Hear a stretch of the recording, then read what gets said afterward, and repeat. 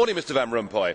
You've been in office for 1 year, and in that time the whole edifice is beginning to crumble. There's chaos. The money's running out. I should thank you. You should perhaps be the pin-up boy of the Eurosceptic movement. But just look around this chamber this morning. Just look at these faces. Look at the fear. Look at the anger. Poor old Barroso here looks like he's seen a ghost. You know, they're beginning to understand that the game is up, and yet in their desperation to preserve their dream, they want to remove any remaining traces of democracy from the system. And it's pretty clear that none of you have learned anything.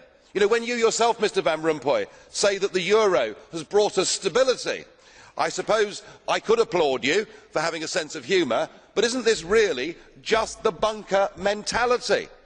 You know, your fanaticism is out in the open. You talked about the fact that it was a lie to believe that the nation state could exist in a 21st century globalised world. Well, that may be true in the case of Belgium, who haven't had a government for 6 months, but for the rest of us, right across every member state in this union, and perhaps this is why we see the fear in the faces, increasingly people are saying, we don't want that flag, we don't want the anthem, we don't want this political class, we want the whole thing consigned to the dustbin of history.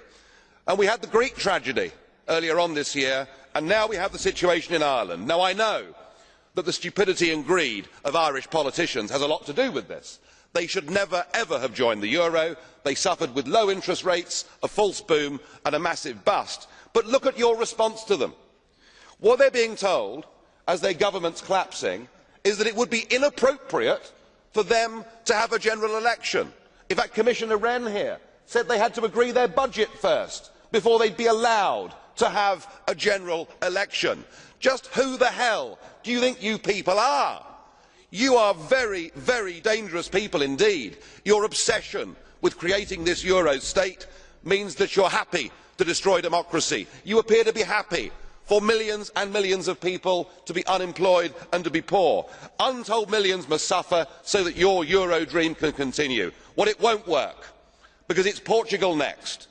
With their debt levels of 325% of GDP, they're the next ones on the list, and after that I suspect it will be Spain.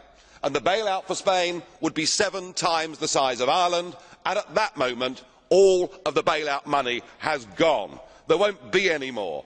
But it is even more serious than economics, because if you rob people of their identity, if you rob them of their democracy, then all they are left with is nationalism and violence. I can only hope and pray that the euro project is destroyed by the markets before that really happens.